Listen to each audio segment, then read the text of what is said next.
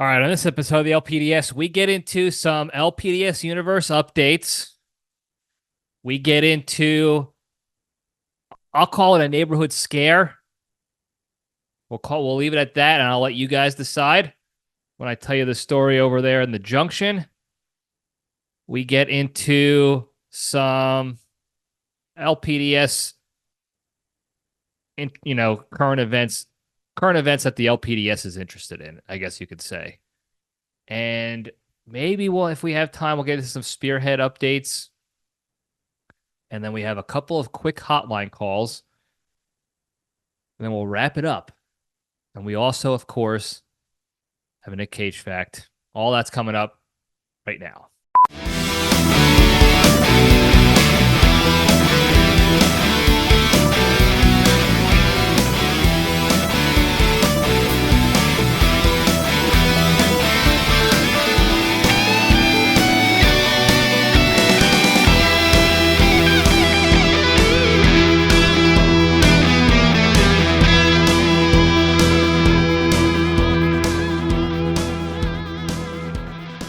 All right, Jabronis, we're back.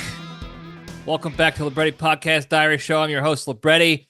It's a show that talks about nothing but finds the lessons and everything, and we try to have a good time doing it. Randy, stop licking, please. Hope everybody had a good week. I actually recorded this episode midweek in preparation to get ahead of the curve a little bit because I took a trip to New Jersey to take care of some Air National Guard business that I'll get into in a little bit, and see the birth of my nephew, my sister's third kid, and it will be the first time I actually am present for the birth of a child in our family. All the other two, I have been pretending to do war, I guess, and I wasn't able to be there. So by time this posts, all that will have, that stuff will be done.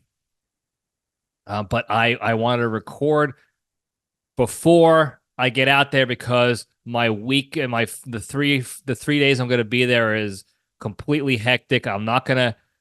It would have been tough to carve out time to record an episode for you guys. So I'm getting it done early, which means there is a very good chance that I'm going to miss some quality current events to update the world on. And some of the stuff I'm going to talk about here in a sec, I'm guessing on these updates. I'm guessing. I don't exactly know how some of this stuff, is going to go. So we will see. I will say I did get 2 hotline calls that we're going to get into in the Junction at the end of the Junction. So if you called in later in the week and you're wondering why there's only 2 on this episode, that's why. I only got 2 before I recorded, and I'll get to the rest. If there are any more, I'll get to the rest at a future date. So thank you for those calls. If you want to call the hotline, 202-670-1114. Information is, as always, in the descriptions of each episode on iTunes and Spotify, as well as on YouTube, in case you forget the hotline number and you still want to call in. Check those out there. I love the hotline. No matter what the call is, bring it on. Trolls, jokes, comedy bits you're working out, serious questions, advice you're looking for, advice for me, whatever it is. Give the phone number to one of your enemies as a prank and have them call in. Give it to spam telemarketers. Have them call in. It will be great. 202-670-1114.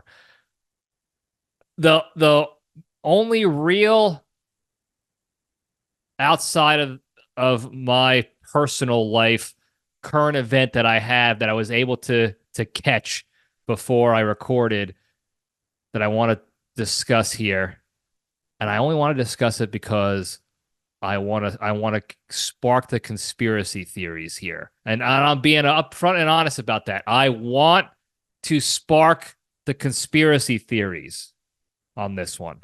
Okay.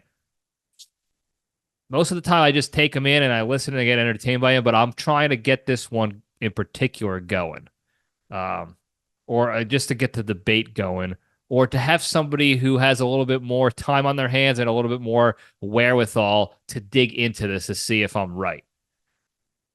But 4 or 5 more baseball players, MLB ball players, just got busted for gambling, betting on baseball.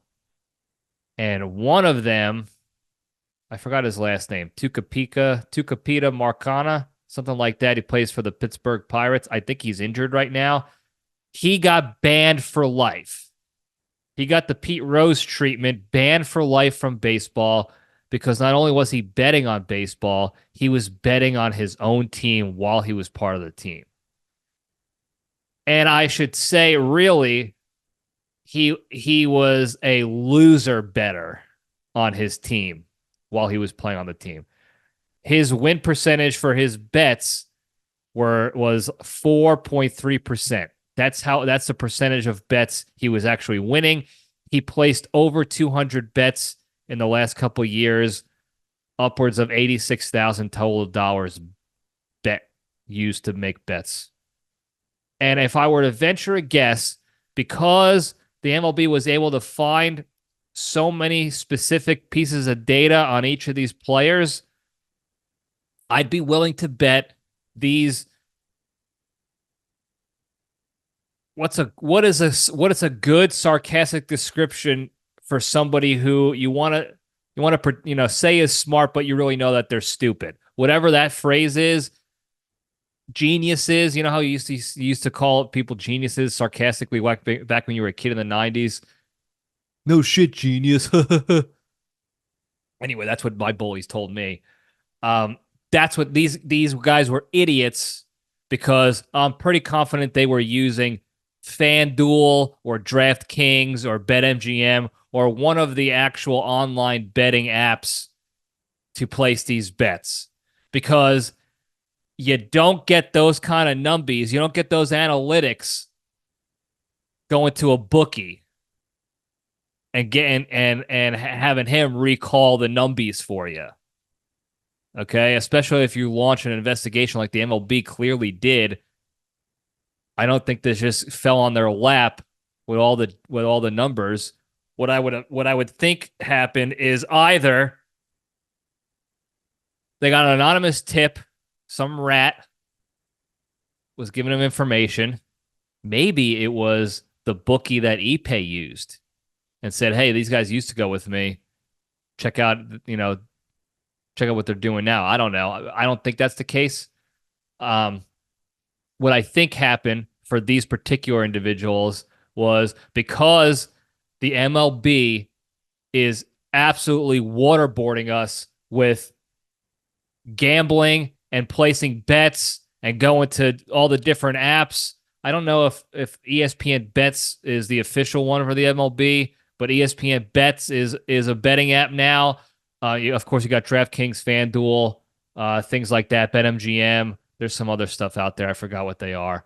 But what I think might have happened with these particular individuals is that either the MLB commissioner asked these apps that they work with in conjunction with sponsors of, and asked them, "Hey, I need you to dig up all your data that you have to find MLB players that are gambling, that are placing bets on your app, and let me know if they're betting, if anyone were betting on baseball."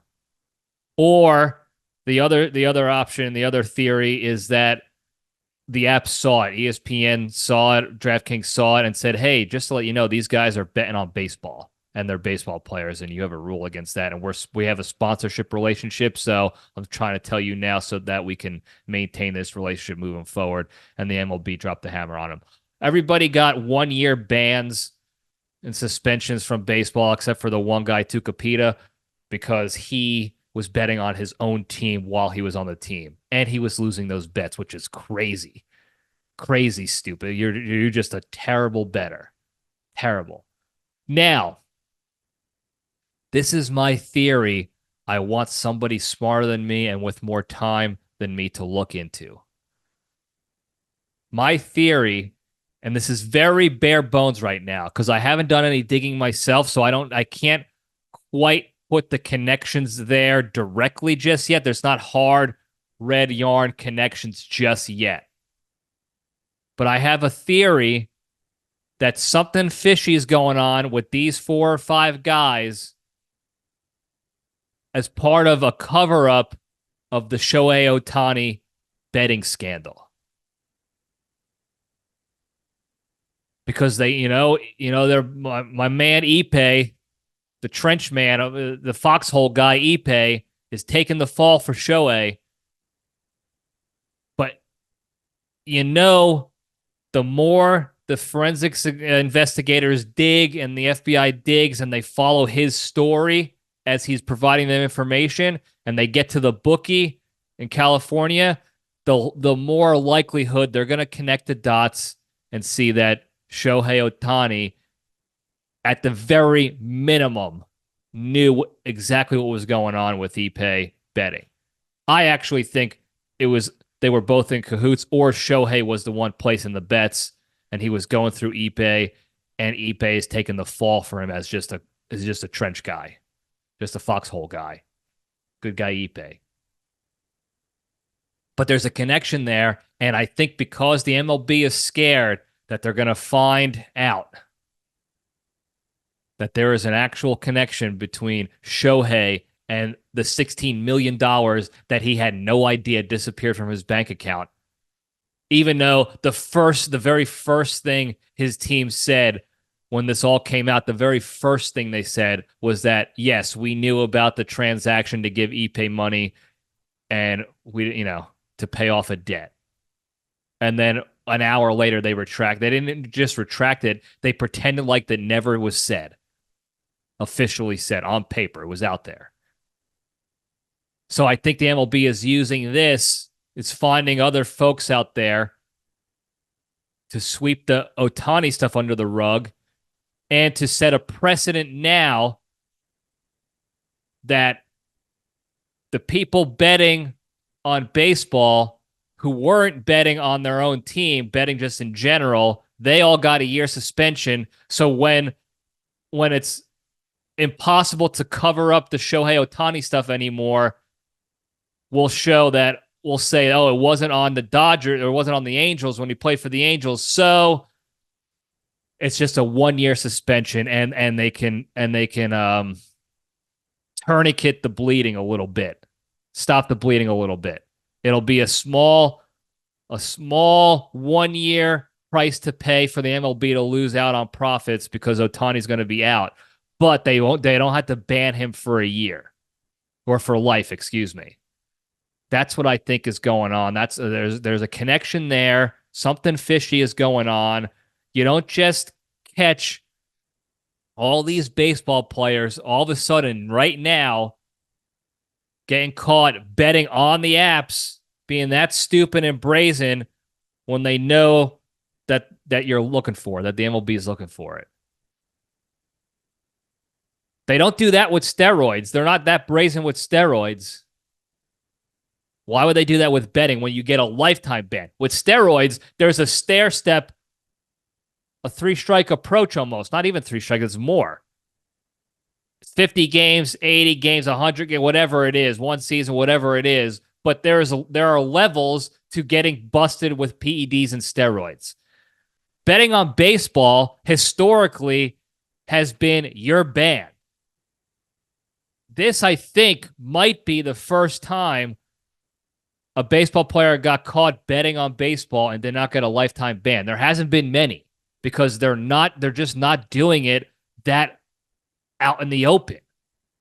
Now, it's impossible to assume that players just haven't been placing bets and gambling. There's no way. There's too many players. There's too many years going. There's no way people haven't been gambling and betting on sports and baseball. They just haven't gotten caught because they've been smart about it up until this point. Miraculously, now basically half a starting lineup of baseball players got busted. So something is fishy. Something is very fishy. I expect to see more out of this. More is coming. And I dragged this on a little bit longer than I probably needed to because that's the only current event I got going on right now, really. So Moving on. I'm very excited for to see my new nephew. My sister said they picked out a name. She won't tell anybody. I don't get that. I don't get a lot of things when it comes to having babies and parenting and stuff like that that some say I should be dealing with already at my age, the ripe old age of 37. And when I say some, I mean my mother. But there are just some things I don't understand. Like, why are you gatekeeping the name? In a matter of days now, but in a matter of months, that name is going to be out there forever. And also, just because you held it until the kid was born, it doesn't mean somebody can't steal the name or somebody else can't use that name. It's not taken off the roster for good. If that was the case, my family would have run out of names for the boys in the family generations ago. I'm JPL the fourth. And I have cousins and second cousins and third cousins that are also JPLs. Okay? We would have been really up the Schitt's Creek, you idiot. Up Schitt's Creek if you couldn't use a name after it was already used and the baby was born with that name. So I don't get it from that perspective. I don't know why they're gatekeeping it that way. I don't know why. Maybe they don't want to deal with criticism because there's plenty of members on both sides of the family. My sister's side, and then my brother-in-law's side that would criticize and be judgy about it or get mad that it's not named after, your third cousin. So I don't know what the deal is. Maybe that's why they don't want to deal. She's dealing with a pregnancy. She doesn't want to deal with these people complaining about something that's not important, that they can't control and that they're not going to change. So maybe that's the reason. But they picked a name months ago. And they were holding it over our heads like, nope, we're not telling you. Ha ha ha. All right. I'm going to find out when the kid's born. I'm going to find out the name. Then I'm going to call him that name. So it's not like he's going to have a secret name his entire existence that you can hold over our heads. Like, you'll never know his real name. We're going to tell you it's Woodrow, but it's really Ballback. Like, nah, I don't understand it. I'm happy they picked a name. I'm happy that they got their little high horse. They got to keep it a secret, blah, blah, blah, whatever. But I am more so than anything else, happy that I'll get to see the birth. And when I say see the birth, first of all, I'm not going in the delivery room with my sister. That's crazy. We're not the Amish here. We're going to wait for the baby to be born. I'm going to see it in the hospital. That's how it's going to work. Second, she's having a C-section. So this is scheduled stuff here. Okay, so we can go. We know the time when it's going to happen. We don't have to sit there for hours. I don't have to sit there burning through Victory cigars in the lobby, waiting area for this kid to come out. We know when it's going to happen. So that's what I mean when I say go to see the birth of this kid. Bring some balloons, bring a card, cigars, celebrate. So I am happy about that. I'm also happy too that my sister never got really involved with the whole gender reveal nonsense and baby shower stuff too much. I think she had a very small baby shower when my first nephew was born 9 years ago. But I think that's all she got done. Everything else has been like, leave me alone. And I'm pleasantly surprised about it. I thought for sure she was going to fall into the trend of gender reveal stuff. And I was prepared to have words with her on that. Well, not go to war with her, but to have words with her on that, because I think I've actually had a Stugotz of the week about the gender reveal people. If not, I'll do that next week or another episode about how I feel about that. It does seem to be dying down, the trend. but the gender reveal people are some of the worst. Not to mention the fact that they do the gender reveal, and then a lot of them have a separate baby shower after. It's like, now that we know the gender, now you can buy us crap that matches the gender of the baby. No, I don't want to buy you crap at all. I'm not having the baby. You had the baby. You're the one who wanted this baby. You go buy the crap. If you can't afford to have the baby, don't have the baby. Okay? Now, I am not getting into the conversation of doing abortion stuff. That's separate. That's not this show. That's a different program altogether. You can go find that program and learn about that stuff on your own. What I'm saying is protect yourself, abstain, do soaking, do butt stuff. Do what you got to do to not have a baby if you can't afford to have a baby. Okay? I am not buying pre-baby gifts and crap for you. Sorry. And I'm talking mainly to friends and non-relatives. My sister, I buy diapers for the kids. I help them out. This is my family, and all my brothers out there, I'll obviously help them out too. But if you're gonna come to me with an invite to a baby shower, luckily that's usually just for ladies, I believe, most of the time ladies. Gender reveal or baby showers. If I'm dating somebody and we get invited to one of those, not happening. You're not getting a cash. You're not getting nothing. I may show up and eat your food. That's it.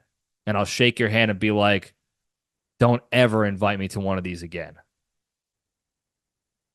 I don't get the concept of that. I don't. I don't get the concept of wedding showers after having an engagement party. Like, you're having an engagement party, so it's a party to celebrate the fact that you're going to have another big party, the wedding reception. And then the bridal shower is to celebrate that you're getting ready to have that third party. It's two pre-parties. And one of those pre-parties, you have to give a gift. And then the third party, the wedding itself, you're expected to give a gift. If you can't afford your own crap, don't get married. If you can't afford to buy diapers and a bassinet and teething rings and milkers, milk pumpers, udder pumpers, and baby wipes and powders and car seats and what have yous, don't have a kid. If you can't afford to have a kid, don't have the kid. Don't crowdfund your baby, your parenthood. Sorry, I'm not doing it. I'm cheap as it is. I'm also not financially well off yet. Not nearly what I want to be. Am I better than most of you people out there? Probably not. Some of you may, yeah, probably. I know some of you guys. Sorry, I'm over here. But I don't understand the logic behind it. And I don't want to hear the whole, whoa, it's a time to celebrate and be happy. Fine. Have the celebration. No gifts. Have the celebration. High five, hug, touch stomachs, cry. No gifts. And then you can't get mad either when nobody brings a gift because it's not our baby. It's your baby. So, thankfully, my sister didn't do any of that crap. I'm just trying to picture them doing a gender reveal. There's nothing that they could do that they wouldn't mess up. They have zero coordination. So doing any sort of baseball-related swinging a bat or catching a ball, no chance. No chance. Throwing a dart at a balloon, nope, they're missing. That would have been worth going to if they did something like, if they told me, hey, we're doing a gender reveal and it's going to be this particular activity, and I knew it was something like that involved athleticism, yeah, I would have gone to that with a camera. That would have been fine for me because I would have got my money's worth watching them spend could be hours trying to find out the damn gender of this baby because they can't hit a ball or throw a dart at a giant balloon. God love them. I love them. They're great folks. But man, do they stink at athletics. So that would have been the only exception. Otherwise, I'm very happy that she didn't do that. She kept the business.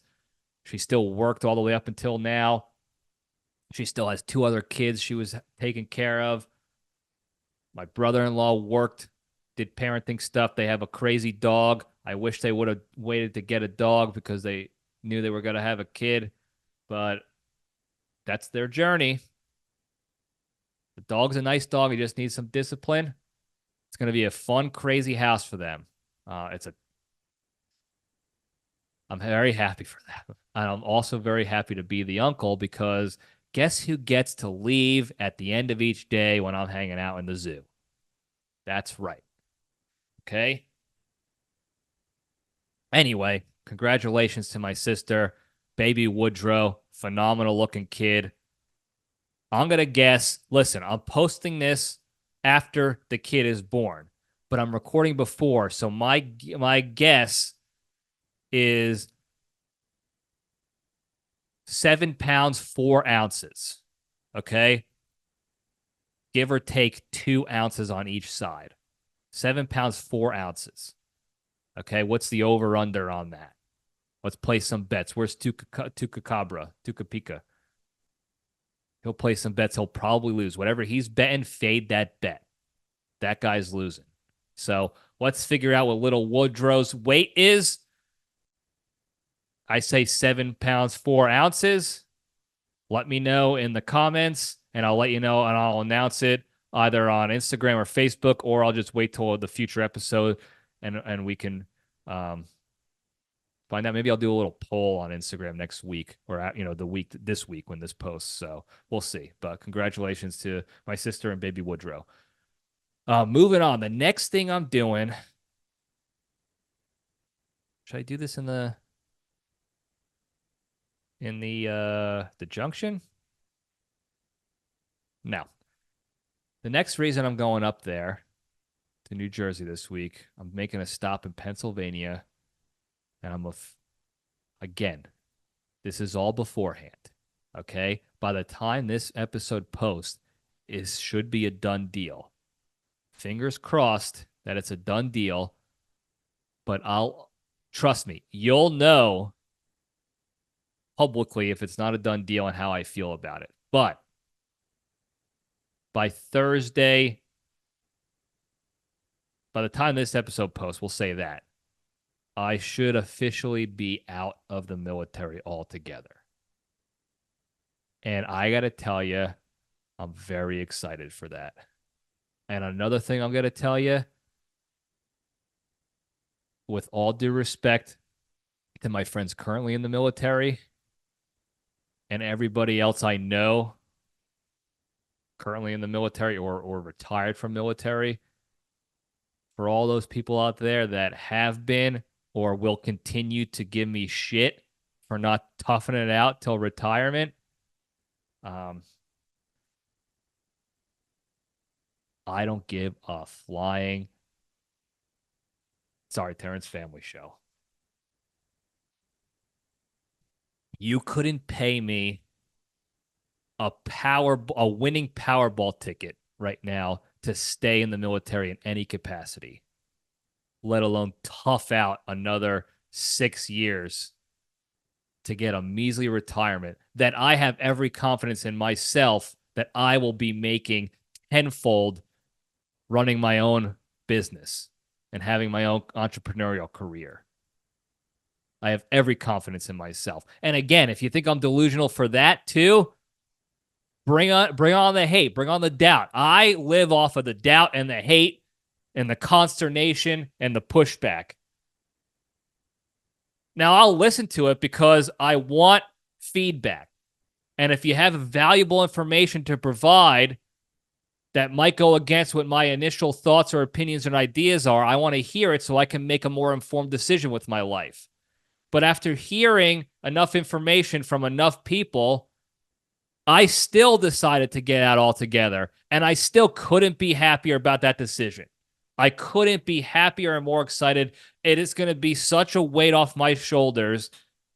And I'm telling you too, I have people, I'm not going to identify who they are, family members that to this very day, but right before I started recording, are still telling me, "Are you sure you want to do this? What if you change your mind and you decide you made a mistake? Are you able to get back in? What if you don't? What if you regret this decision?" I will never regret the decision. I loved my time in the military.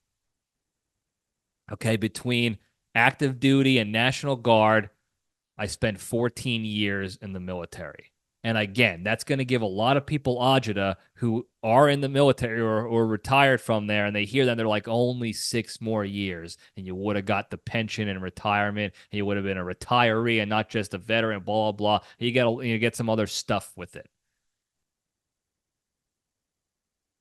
I'm very proud of the time I served in the military.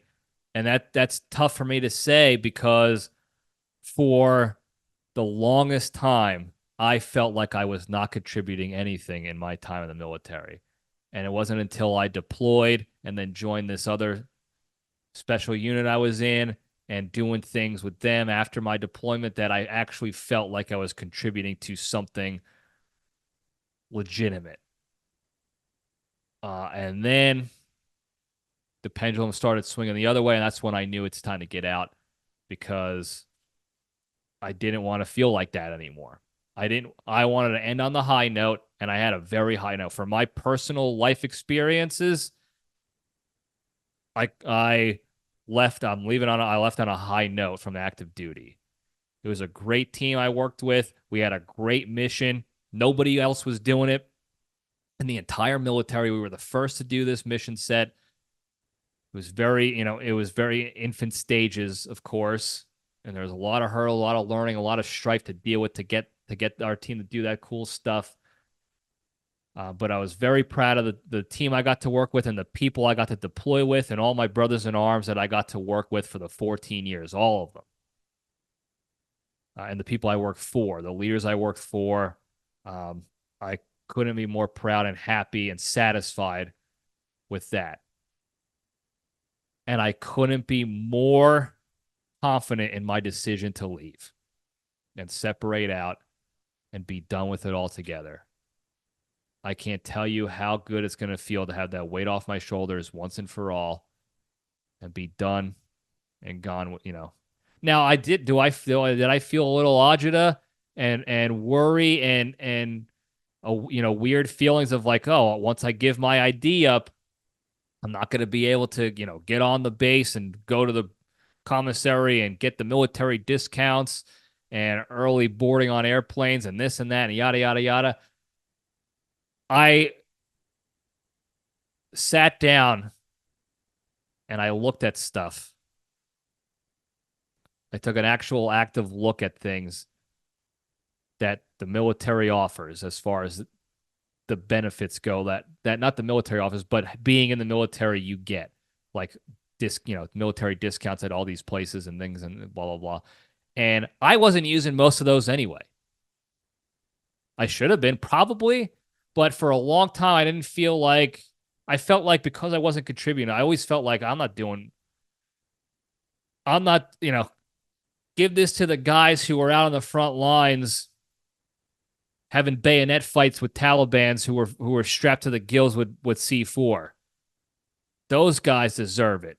The Green Berets out there, the SEALs, the Rangers, the Marines, the guys on the front lines taking grenades. Those guys, let them go. The Vietnam vets, all the old war vets, World War II, Vietnam, Korea.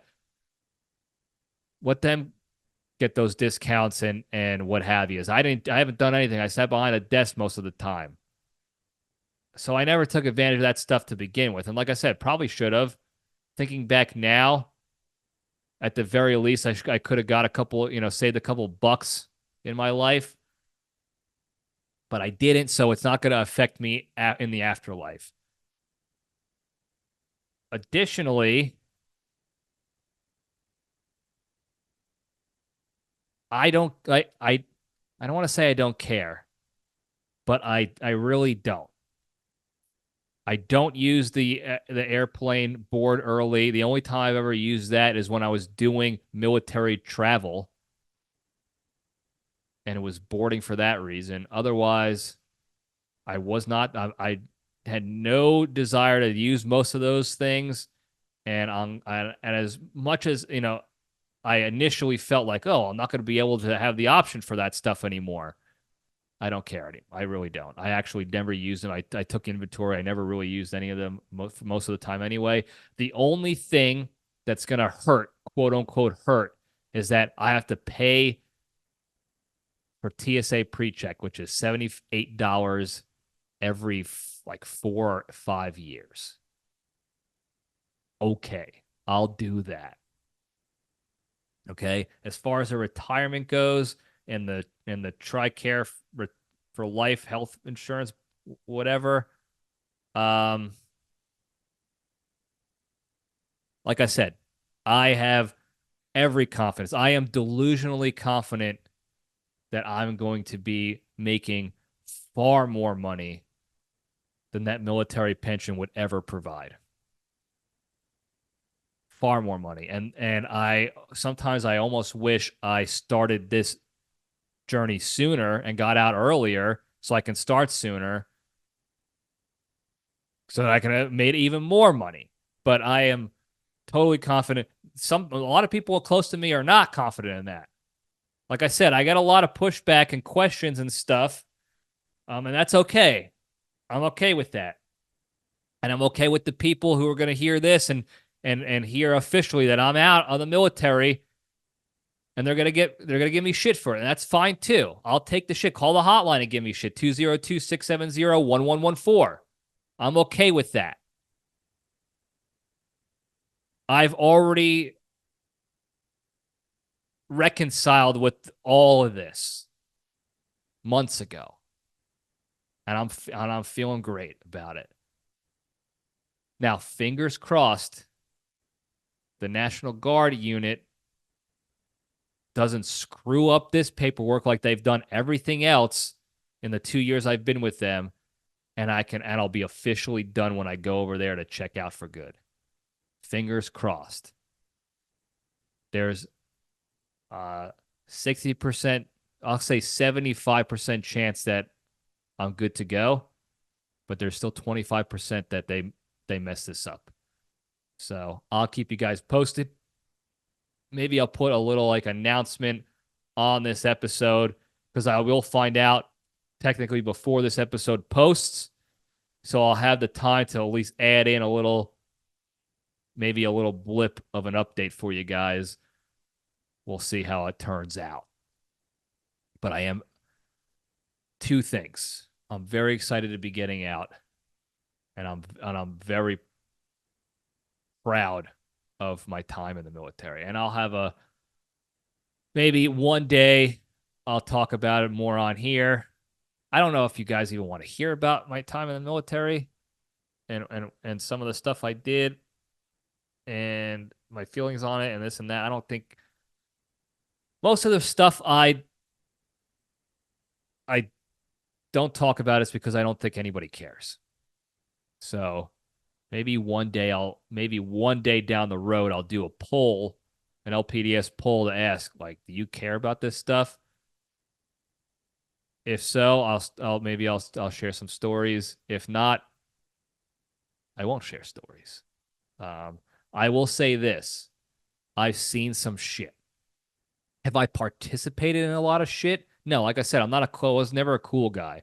I was never hatchet killing Talibans or getting into gunfights or storming the beaches. I wasn't really doing any of that stuff, but I was in support of a lot of that stuff, and I did see some cool stuff.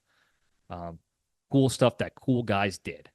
Not me, those guys. I always feel like I'm stealing valor if I have any direct association with real shit that went on in my time in the military, because I know what I did and didn't do.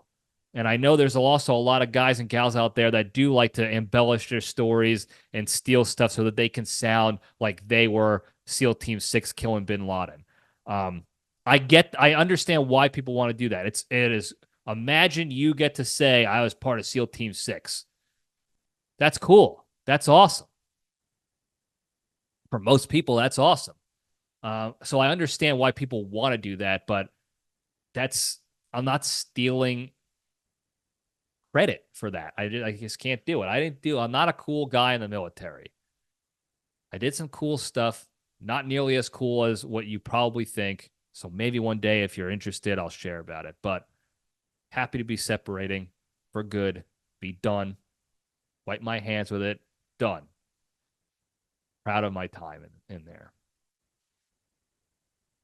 All right. Let's move on over into the good stuff. Got some calls on the hotline. I got a quick story, a little neighborhood scare, and then we'll get out of here. But first, we'll step into the cage.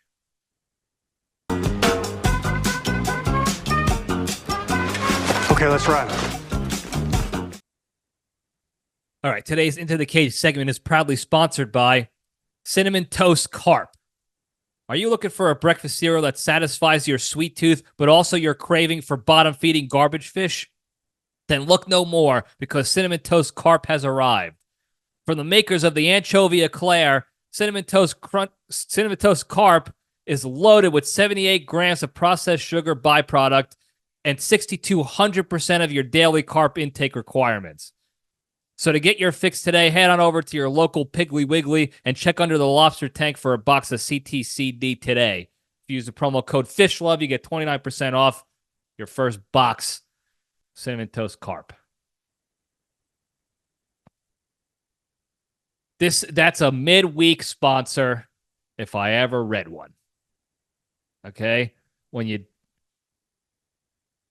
These are the sponsorships, folks. That's yikes. Anyway, the Cage fact.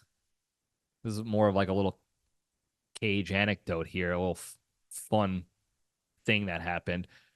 So as we know, his horror movie, Longlegs, horror thriller, Longlegs is coming out July 12th. He's a serial killer in the movie. He's a bad guy. And I talked about the trailer and all that stuff. And the film screened recently, within the past couple days, at some festival. And two things occurred. One, I guess during the screening, it was so good and scary that a lady started crying, which is tremendous for me. That's because she was genuinely scared and thrilled, if you will. But what was really great about it was that the Music Fest, for the pre-screening, nobody knew that they were going to be watching this movie. What happened was they walk into the theater, and on the screen is the logo for the movie version of the musical Wicked. They made a movie, I guess, and they had that logo up on the screen. So people thought they were going in to pre-screen Wicked.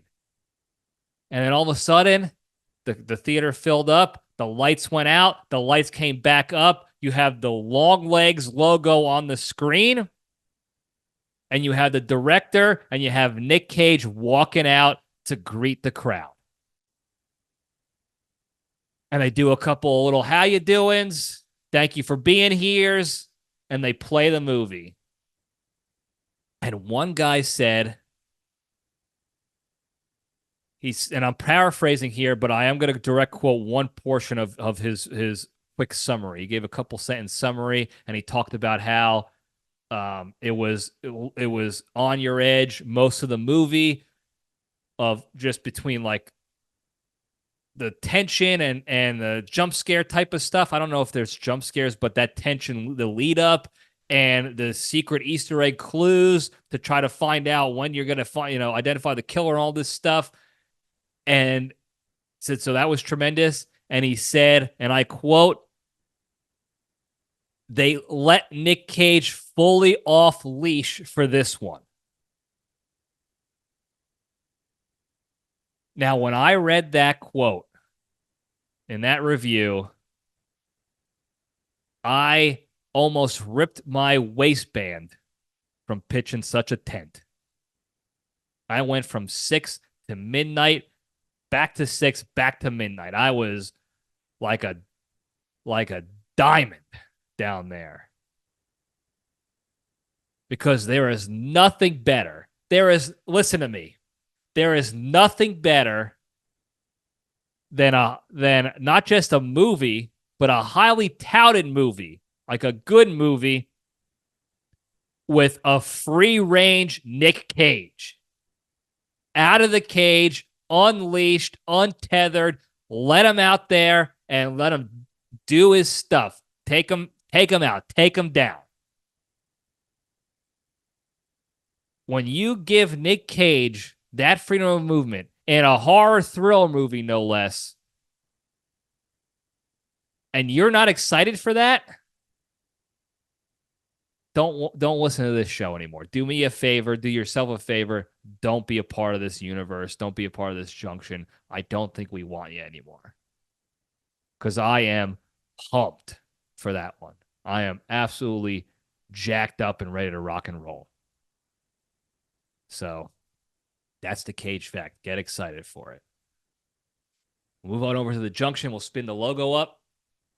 Now, I want to tell a quick story. I was just telling this to my pal, the Creature, who is, an occurring guest here on the show, top tier brother. One of my, brood of brothers in the Brotherhood. I was telling him this story. There's this bum in my neighborhood. I've seen him around, and he had a car. I don't know if he still does, but he had a car. It was an old beat up car. And for the past year, he's done this a couple times on my street. Now, my street is in an HOA. We're part of a community. And then behind us, behind my house here, if you're looking on YouTube land, behind that is like a regular, not a highway, but a commercial street. It's got strip malls, restaurants. If you're from the Northeast in New Jersey, it's like a Route 46. If you're living in Daytona Beach, Florida, for my college folks, it's like International Speedway Boulevard. That's what I'm talking about. That sort of a feel. If you were with me in San Angelo, Texas, it's the main street, sort of. So trying to geographically put pictures in people's brains to visualize. So he's on this residential street. And he's got this beat up car, and a number of times this guy has his car on the side of the road, and then he's out in the middle of the road waving down cars driving on my street, trying to get them to stop. Now, the first time I almost stopped, but I was in a hurry. I had to get to the airport to fly out for a work trip, so I had to go, and I couldn't stop, so I didn't know what he wanted. But then I saw him do it again. And it made me think there was some sort of scheming going on. See, he was telling people, what it looked like he was doing was telling people that his car broke down and he either needed help with a tow or to push it over to the CVS on the corner to get it towed there. But because he was doing it so frequently on the street, it came off like a ploy. If I can get this person to slow down and open their window, now I have a little bit more control to do what I please with these people. And we have a high percentage of old retired people on my street that would not fare well against this fella, even though he's probably a little bit malnourished, being a bum and all. His diet and workout regimen is probably not up to speed. He's still younger and more spry than some of these These old bags with old bag titties. So now I see him, no more car. I saw him a couple days ago. He's walking down the street. He's got like a hiker's backpack on. I guess the car ploy, that whole trick, that whole gamut that he was running, ran its course. People started figuring out that it's just a trap. It's a booby trap. The car's a red herring for him being able to stop you. I don't know.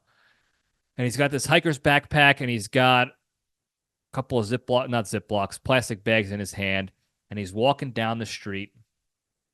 And then he walks past my house and across the street, my neighbor's house, obviously. And then he's across the street. He stops and he turns around and he starts aggressively walking towards the front door of my neighbor's house. Now, I know my neighbor. He gets my mail when I go on work trips. He's a good guy. He was an ex-CEO of several different companies. He wrote a couple of books on finance. He's a good, he's a well-to-do fella, but he's older. He's retired. He sits at home and he paints. He works part-time for, just to get out of the house, but he paints at home, and he goes and visits his daughter getting her master's in New Orleans. That's basically what this guy does, and he gets the mail for some people. And he's older. But this guy is clearly on drugs. This bum, not my neighbor. Maybe he is, but this bum was definitely on drugs. And he's aggressively going over there. And I happen to be outside watering my plants. What I've been doing with my plants, by the way, we're making progress on the tomatoes and the peppers. They're not ready quite yet to get into the ground. And I know I'm way behind when it comes to the Texas growing season. Everybody else is already getting tomatoes. I'm not. I'm okay with that. They're going to go in the ground very soon. But I have them in pots, and I have them on a table, and I bring the table outside, and then I bring them inside so that they get used to the temperature and the environment, and then I have a UV light or, whatever they call the planter's lights, grow light, in my garage for them to stay and grow. So I'm outside and I'm watering the plants. I'm going to give them little spritzies. Okay. And I see this guy happening, and I have no real weaponry on me. So I hightail it back into my house. I close my garage door because I don't want him to be on some sort of like adrenaline meth trip and full speed sprint into my garage and now have access to my home.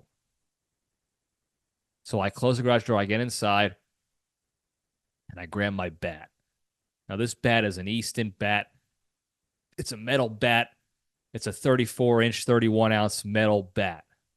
The Wet Cat procured this bat for me way back several years ago, and I batted like 700 in the Washington, D.C. men's summer league that we played on that one year when I was top 10 in every offensive category in the entire league.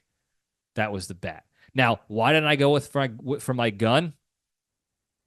Because my guns were locked away because I was getting ready to go on. I'm getting ready to go on a trip.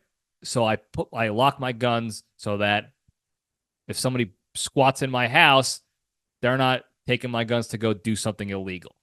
Okay? So I locked them up. So by the time it would have got me to unlock them and whatever, I grabbed the bat. I have every confidence I was going to be able to do some damage with this bat, but I'm ready to rock and roll.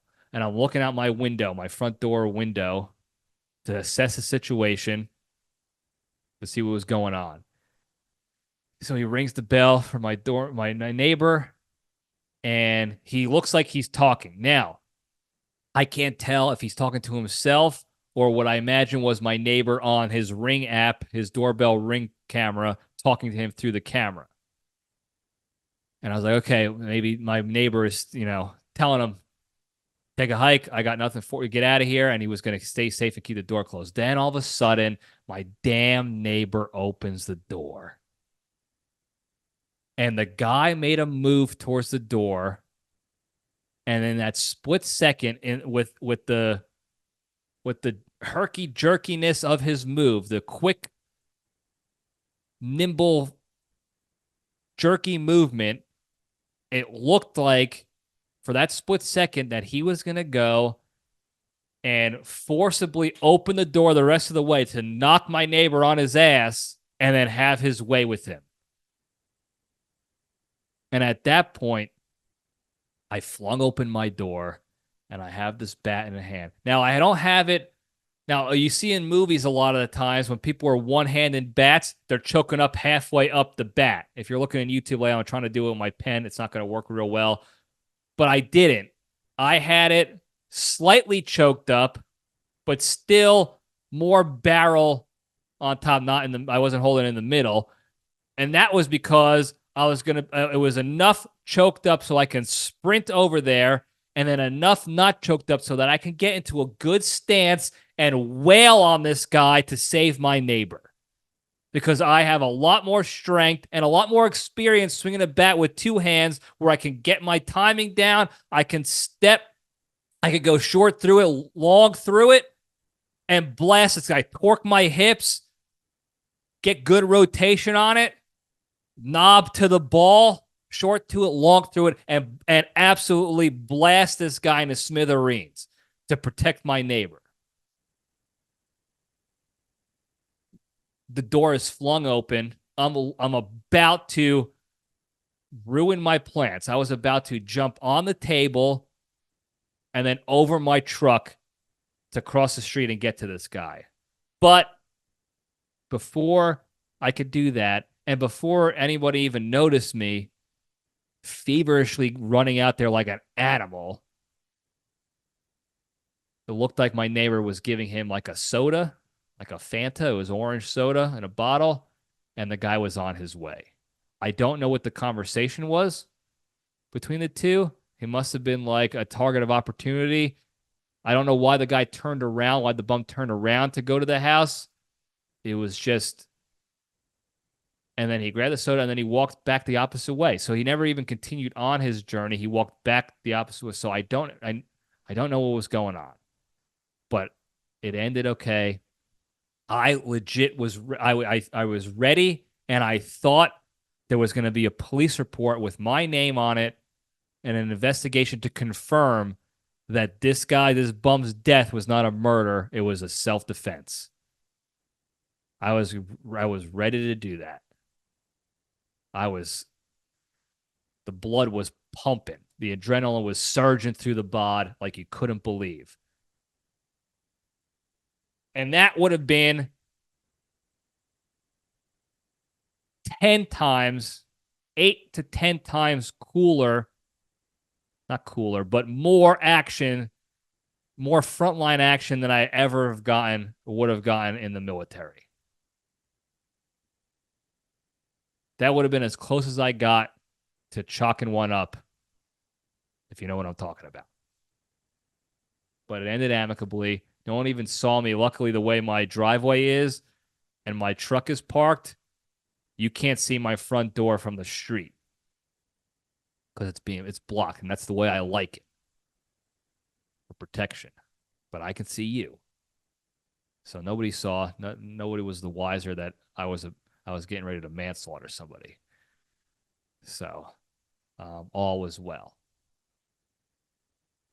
The lesson here is, don't be afraid to protect the important people in your life. But also train yourself. Okay? Train yourself to purposely put yourself in uncomfortable situations, stressful situations, difficult situations, so that you can expand your comfort zone. And that when your fight or flight kicks in real world, your comfort zone is expanded and you have a lot more sense of what's going on. Your situational awareness is higher. You're not going to be blindly doing crazy shit. Your autopilot and survival instinct that will kick in will be much more manageable, effective approach because you're training to that. You're training your fight or flight to be more effective and not just get you out of safety and comfort or back into comfort, but not to create collateral damage to the rest of the world. And if my fight or flight was not as trained as it was, and it's not nearly as trained as some other people out there in the world, but if this was the first time I saw any sort of adversity in my life or a stressful situation, who knows what I have. At the very least, I would have pissed and crapped myself. At the very least, I would have been doing that. And I likely would have tried to jump on the table and knock the table down and fell headfirst in through the window of my car. It would have been a disaster. So purposely train and put yourself in difficult positions. Go work out really hard. Go run and do something you don't necessarily like doing, so that your fight or flight, your survival instincts, when they kick in, they're more trained and experienced. And you're not going to be flailing like you've never experienced hard times before. That's the lesson here. Look, we always find the lesson. We talk about nothing. We just talked about a bum who basically did nothing. Nothing happened to this bum. He walked one way and he walked another way and he had a soda in his hand and he was doing bum things. And here in the Junction, we were still able to find a lesson. Give yourselves a round of applause for that, folks. Be proud of yourselves for thinking critically all the time and finding lessons and shit. That's how you want to live your life. Always looking to learn, grow, and improve. So be proud of that shit. Now let's get to the hotline calls real quick, and then we'll be on our way. All right. What do we got here? We got the first call here. 2 calls today, folks. We got 2 calls, so stand by. Hi. I heard Woman Boy living. I had nothing to do with it, I swear. I need a free shout, but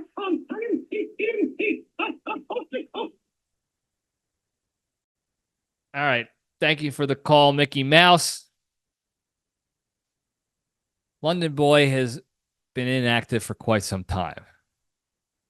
Now, while I thank Mickey Mouse for the call, I also too hope now that Mickey Mouse becomes inactive for quite some time, because there's no more London Boy updates. Okay?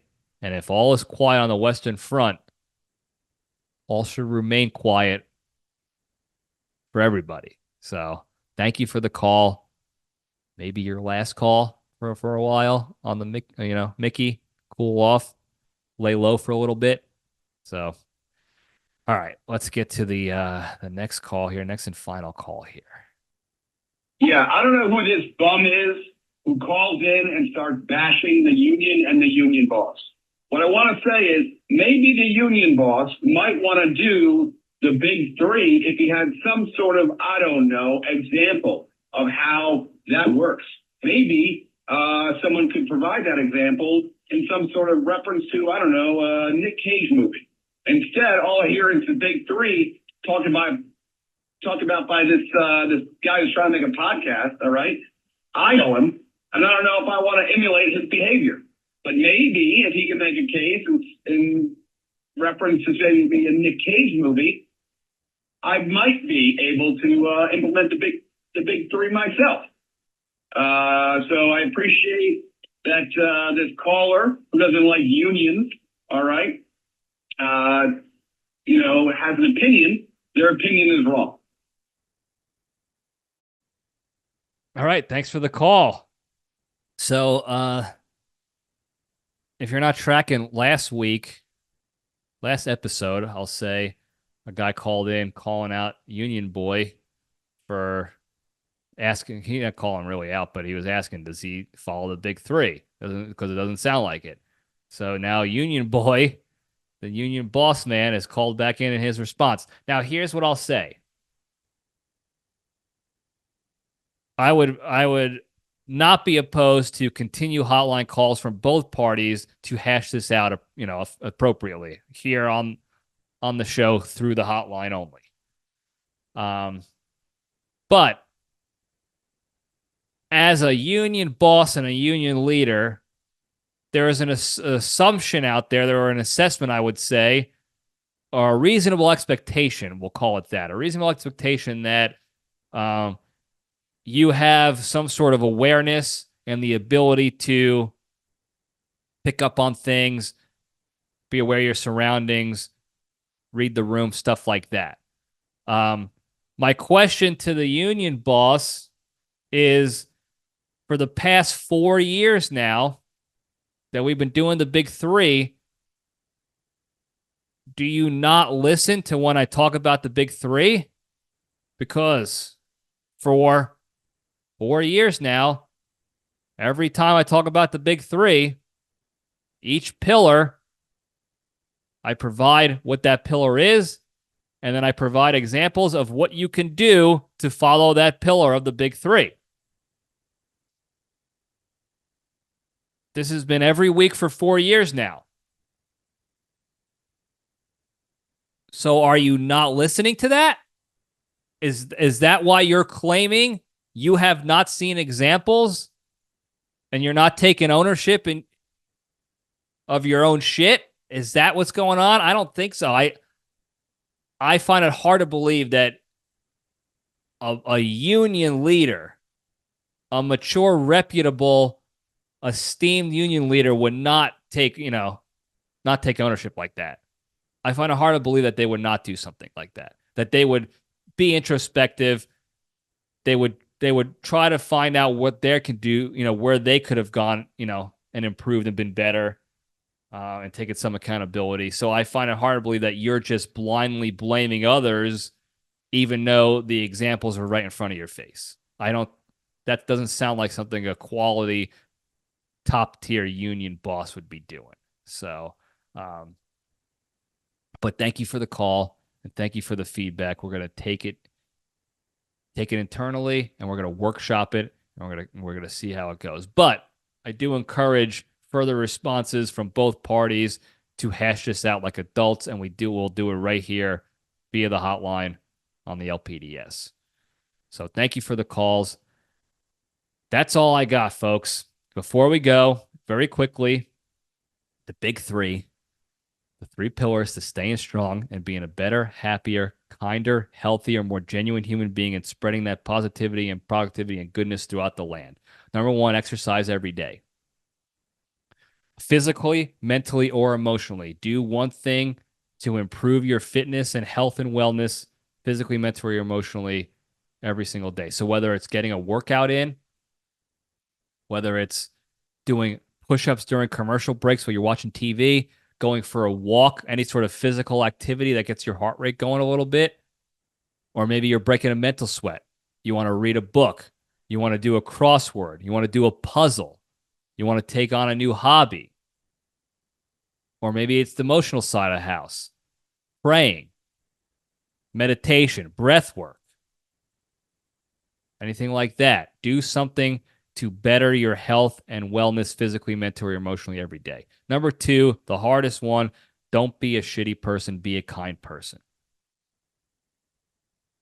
I see this stuff every day, and I'm sure you guys do too, especially on social media. You have people posting crap that you don't like or responding to you with troll comments or hate DMs or being negative and shitty. And the most natural thing to do is to react emotionally in that moment and just fire back with the shittiness and the negativity because they started it. So you're just going to finish. You're just defending yourself. It's the hardest thing to do is to take that step back from your emotions and just omit yourself from the situation. It's simple. Just don't say anything. But it's very difficult to actually do. I get it.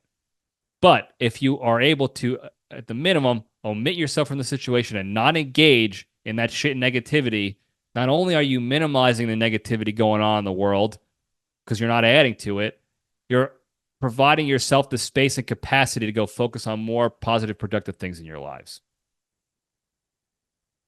Number three, the most important one, be genuinely thankful and grateful for all the good you have in your lives. And you can do this to start out, to get yourself in that mindset. First thing in the morning when you wake up, think of at least one good thing in your life, just one good thing in your life, and then think about what your life would be like without that thing. It could be a roof over your head. It could be your family. If you have kids, your parents, your pets, friendships, toilet, whatever. Think about that and think about what your life would be like without that or those people or those memories or experiences. And that will put you in the state of gratitude immediately. And then from there, as you continue on, you do that more and more often throughout your day. And you can actively schedule this. At lunchtime, you're going to do it. And then the next day, you're going to do it at breakfast, lunch, and dinner.